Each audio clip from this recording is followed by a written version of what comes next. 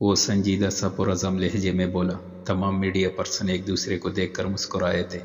अच्छा सर, एक लास्ट सवाल प्लीज़। कितनी मिकदार में यहाँ से ड्रग्स बरामद हुए हैं? 22 किलो मुख्तलिफ अक़साम के ड्रग्स यहाँ से बरामद किए गए हैं, जिनमें सबसे भारी मिकदार अफीम की है। अपने आखिरी सवाल का जवाब देने के बाद वो रुका नहीं था, वापस मुड़ा।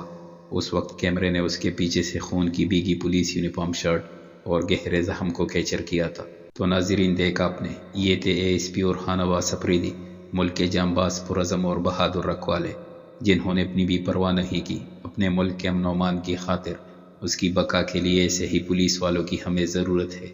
मीडिया वाले अब वाक़या को कवर करने में लगे थे, जबकि उरहान अब कार में सवार होता गाड़ी पुलिस स्टेशन की जानिब बढ़ा गया। फ़ोन साइलेंट पड़ा था, जिसको देखने की भी उसने जहमत नहीं की। तुम कहाँ थी पलवशा? कब से कॉल्स मिला रहे हैं तुम्हें? पलवशा उन तीनों के पास कैफे पहुंची तो ज़रमीना ने उसको देखते ही सवाल दागा। पलवशा फौरन टेबल पर पड़ी वाटर बोतल चेयर पर बैठी मुंह से लगा गई। सब्र तो करो लड़की, मैं प्रोफेसर शाजिया के पास थी, कुछ चीज़ें समझनी थी मुझे उनसे, इसमें देर हो गई। कुछ खाया तुम लोगों ने? पलवशा बोली। नहीं यार, हमने फ्रेश जूस पी लिया, मूड नहीं हो रहा था कुछ खाने का। अरीशा ने उसकी बात का जवाब दिया। इतने में पलवशा की मोबाइल पर मैसेज बीप हुई। उसने फ़ोन उठाकर मैसेज पढ़ा। ड्राइवर का था। चलो यार, कार आ गई, अब निकलती हूँ मैं, फिर मिलेंगे, ठीक, खुदा हाफिज़। पलवशा चली गई थी, बाकी सब भी उठ गए। चलो फिर हम सब भी चले, अफनान ने कहा, जिस पर वो तीनों एक साथ पार्किंग तक आए, एक दूसरे को अलविदा किया और अपनी अपनी मंजिल की तरफ गामजन हो गए। ज़रमीना 4 बजे के करीब घर में एंटर हुई तो उसको टीवी लाउंज से खबरों की आवाज़ आई। तो नाज़रीन, देखा आपने, ये थे एएसपी और खान अब्बास अफरीदी, मुल्क के जांबाज, पुरज़म और बहादुर रखवाले, जिन्होंने अपनी भी परवाह नहीं की। अपने मुल्क के अमन अमान के खातिर, उसकी बका के लिए ऐसे ही पुलिस वालों की हमें ज़रूरत है। ये अल्फाज जब उसके कानों में पड़े तो उसको ऐसा लगा जैसे उसके जिस्म से मानो जान ही निकल गई हो। वो सत्य की कैफियत में एक जगह जम गई। कुछ लम्हों बाद होश आया तो भागती हुई सीढ़ियाँ चढ़ती अपने कमरे में आई और दरवाज़ा अपने पीछे लॉक कर लिया। बैग में से मोबाइल निकालती कॉल लॉग में जाकर कल रात में आने वाले नंबर से उसकी कॉल को ढूंढा और फिर उस नंबर पर कॉल मिला दी। मुस्तकिल 40 सेकंड्स तक फ़ोन बजता रहा, पर कॉल नहीं उठाई गई। ज़रमीना की आंखों से आंसू निकलने लगे थे। नहीं, ऐसा नहीं हो सकता, मैंने कभी उनकी मौत की दुआ नहीं की, ऐसा कैसे मुमकिन है? या अल्लाह, प्लीज़ उसको मेरे कानों का धोखा बना दीजिए, पर ऐसा नहीं कीजिएगा। उनकी मम्मा का क्या हाल होगा? प्लीज़ मेरे अल्लाह। वो ज़मीन पर बैठी रोती हुई उसकी सलामती की दुआएं मांग रही थी। लबों पर उसकी माँ के लिए फ़िक्र थी, लेकिन दिल असल वजह जानता था। वो आंसू साफ करती उठी और वज़ू करने चली गई। वापस आकर जाए नमाज बिछाई और नमाज पढ़ने लगी। नमाज ख़त्म करने के बाद वो दुआ के लिए अपने रब के सामने हाथ उठाए बैठी थी। ए अल्लाह, आप जानते हैं, मैंने उनकी याद से छुटकारा मांगा, मैंने उनकी मोहब्बत ख़त्म होने की दुआ की, मगर मैंने कभी भी उनको बद्दुआ नहीं दी। प्लीज़ मेरे अल्लाह, उनकी हिफाजत करना, उनको किसी भी किस्म का नुकसान ना हो। जो मैंने सुना महज़ वो मेरा वहम हो, आमीन। वो आंसू से तर चेहरा हाथ की पुश से साफ करती उठी और बेड पर जाकर बैठ गई। उसको कुछ समझ नहीं आ रहा था कि अब वो किसी तरह से उरहान की ज़िंदगी की तस्दीक करे। ऊपर से वो कॉल भी पिक नहीं कर रहा था। कुछ सोचती वो अपना साइड टेबल पर पड़ा लैपटॉप उठाती यूट्यूब खोल गई। 4 बजे का न्यूज़ बुलेटिन लगाया और देखने लगी। दूसरी ही खबर उसके मुतालिक थी, जिसमें उरहान सही सलामत पुलिस यूनिफॉर्म में खड़ा न्यूज़ कॉन्फ्रेंस कर रहा था। या अल्लाह, तेरा शुक्र है। उसके लबों से बेसाख्ता शुक्र के कलमात अदा हुए थे। उसने लैपटॉप की स्क्रीन पर देखा कि जब उरहान मुड़ा था तो उसकी शर्ट खून से भीगी हुई थी और कमर से टूटा ऊपर वो गहरा जख्म। ज़रमीना की जब उस पर नज़र पड़ी तो वो बेड की चादर अपनी मुट्ठियों में बेंच गई। उसकी कैफियत उस वक्त उसकी अपनी समझ से भी बाहर थी, मगर फिर भी ये उससे बेहतर था जो उसके दिमाग में खबर सुनकर आया था। बिला वजह मैं इतना पैंक कर गई, कॉल भी मिला दी उनको, न जाने वो क्या सोचेंगे। वो अपनी जल्दबाजी पर सख्त जंजला गई। कुछ देर तक इसी बाबत सोचती रही, फिर कंधे उचका दिए। सोचते हैं तो सोचते रहें, अगर कॉल आई तो बोल दूंगी। इंसानियत के खातिर खैरियत पूछने के लिए कॉल कर ली थी, बात ख़त्म। कमरा समेट कर वो दरवाज़ा बंद करती बाहर निकली और नीचे लाउंज की जानिब चल दी। सर, इन चारों का क्या करना है अब? कांस्टेबल फरीद ने उससे पूछा था। उरहान अपने कपड़े चेंज कर अपने जख्म की ड्रेसिंग करवाने के बाद वापस पुलिस स्टेशन में बैठा था। ऐसा करो, अंधेरे कमरों में बंद कर दो सबको अलग अलग, कल देखेंगे आगे क्या करना है इनके साथ। और तुम भी घर जाओ, आराम करो, आज का दिन काफ़ी थका देने वाला था। उरहान ने फरीद के कंधे पर हाथ रखकर उसको कहा और फिर खुद भी चाबी उठाता बाहर निकल गया था। کار میں آ کر بیٹھا تو اس کو اپنے فون کی اسکرین چمکتی نظر آئی۔ اس نے فون پکڑا تو مورے کی کال تھی۔ السلام علیکم میری جان مورے، وہ جو کافی دیر سے اس کو کال کر رہی تھی۔ اس کی پرسکون آواز سنتی خود بھی سکون میں آ گئی تھی۔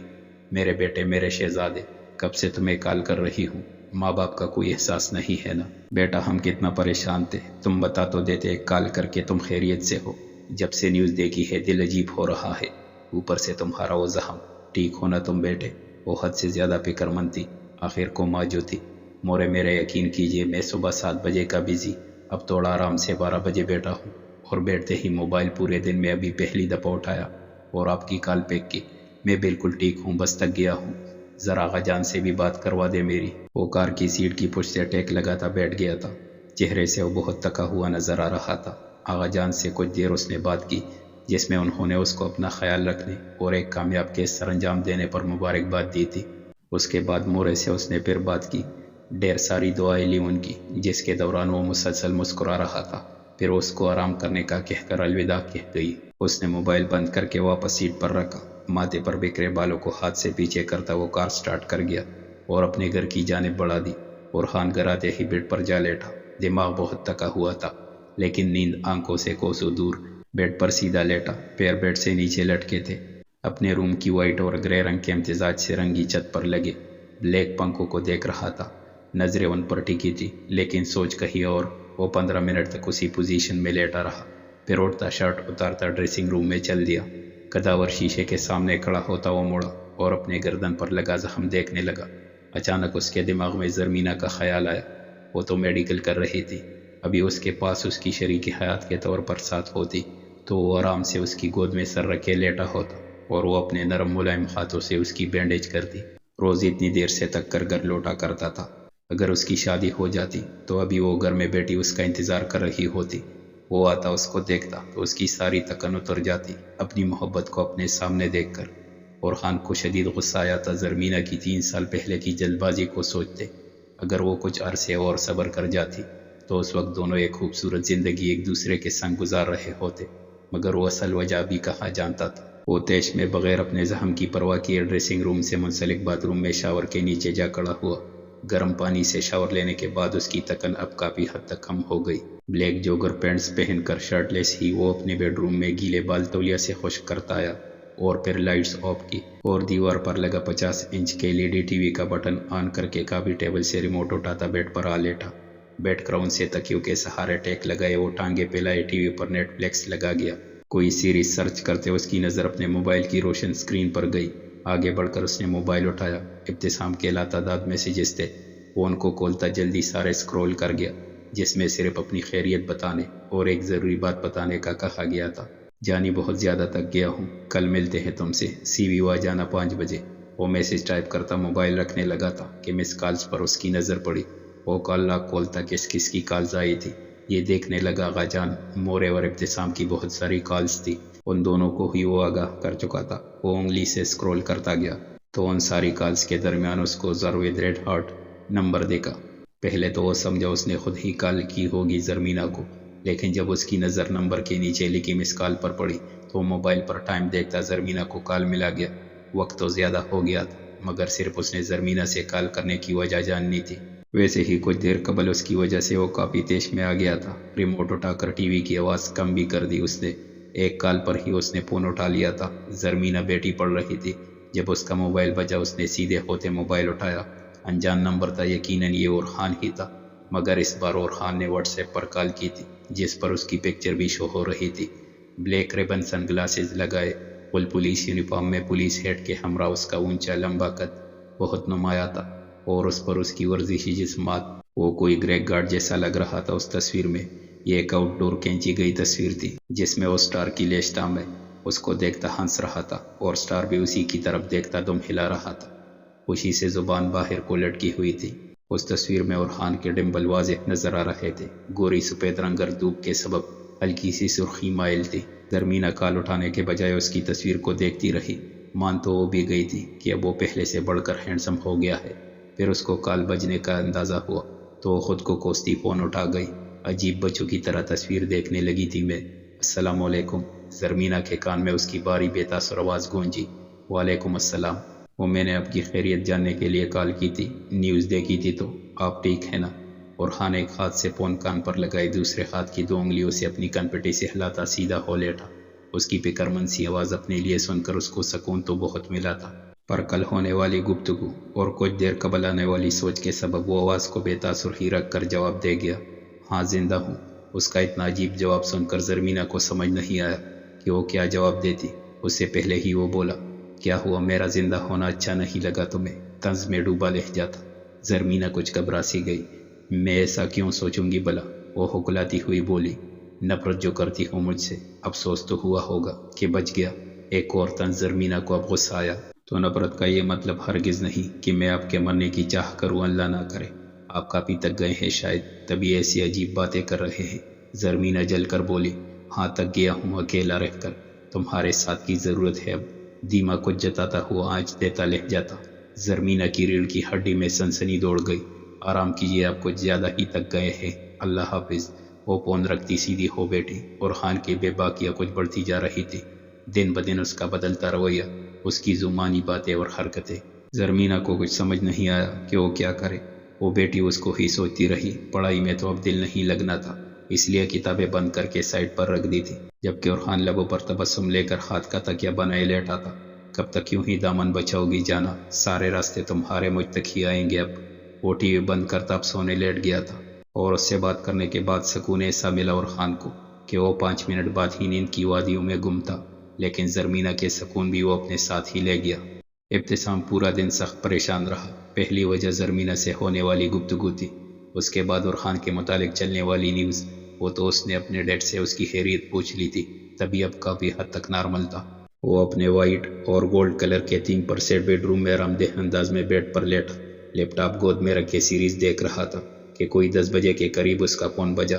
انجان نمبر دیکھتا وہ فون واپس رکھ کر لیپ ٹاپ کی اسکرین پر متوجہ ہو گیا، لیکن پھر پلوشا سے ہونے والی آج دوپہر کی گفتگو اس کے کانوں میں گونجی۔ وہ فوراً فون پر آتی کال اٹھا گیا۔ ہیلو، السلام علیکم۔ وہ تھوڑا رکا تاکہ وہ اپنا تعارف کروا دیتی۔ وعلیکم السلام، میں پلوشا خان بات کر رہی ہوں، آپ کو یاد ہے نا، آپ سے بات ہوئی تھی میری آج دوپہر۔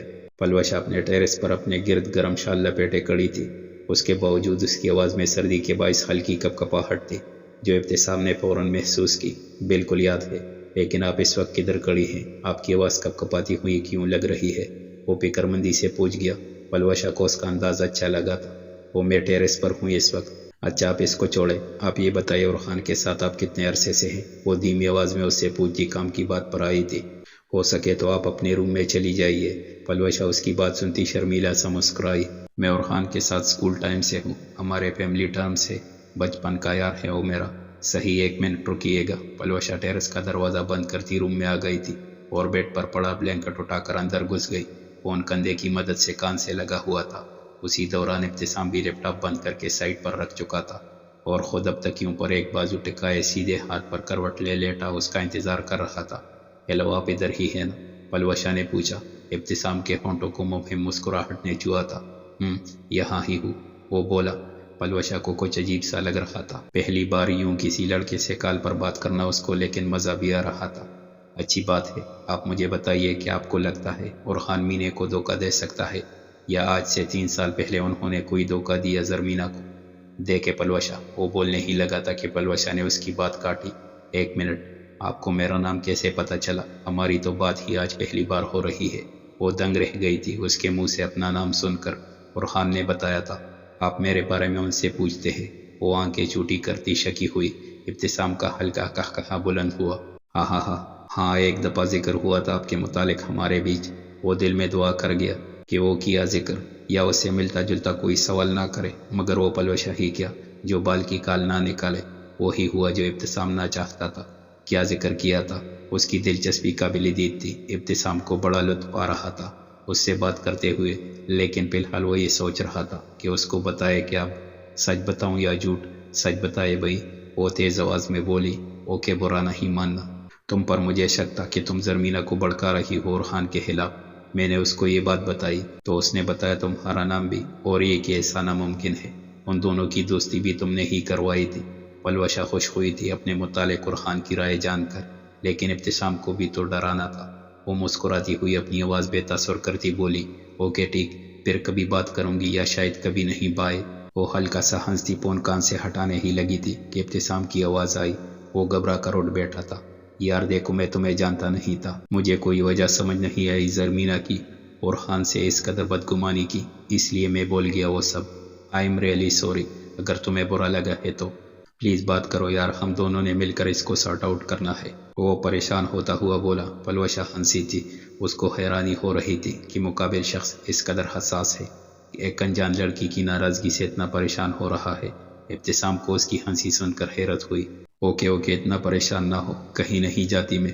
اچھا بقول آپ کے اور خان صاحب زرمینہ سے محبت کرتے ہیں رائٹ؟ ابتسام کافی سیریس تھا اس وقت، اپنے دوست کی زندگی اب وہ نارمل ہوتے دیکھنا چاہتا تھا۔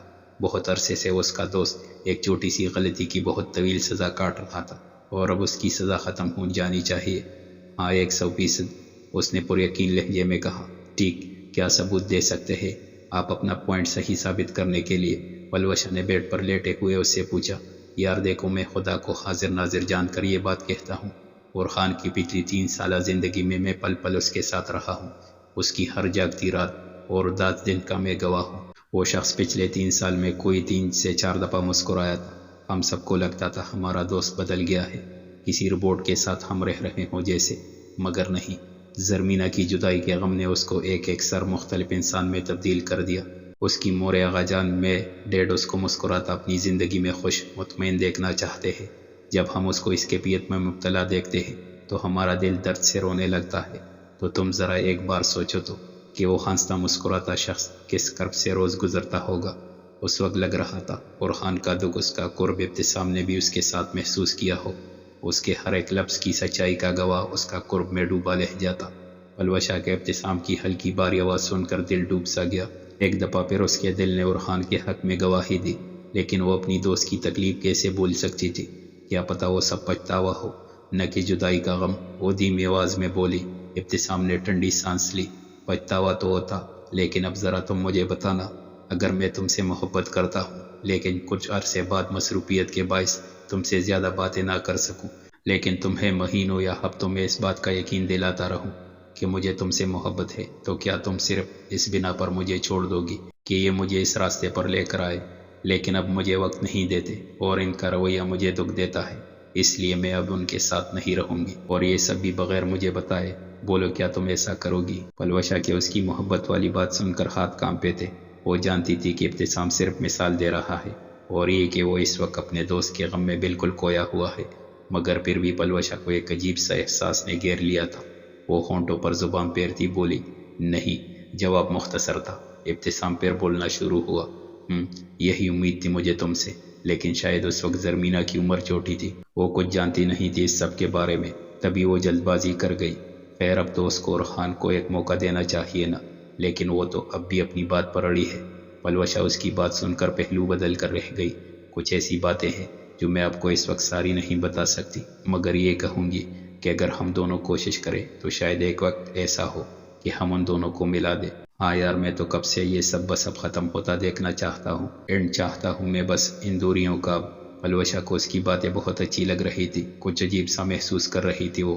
اس سے بات کرتے ہوئے ایسا اس کے ساتھ زندگی میں پہلی بار ہوا، جبکہ ابتسام نے بھی کافی ہلکا محسوس کیا پلوشہ سے بات کر کے۔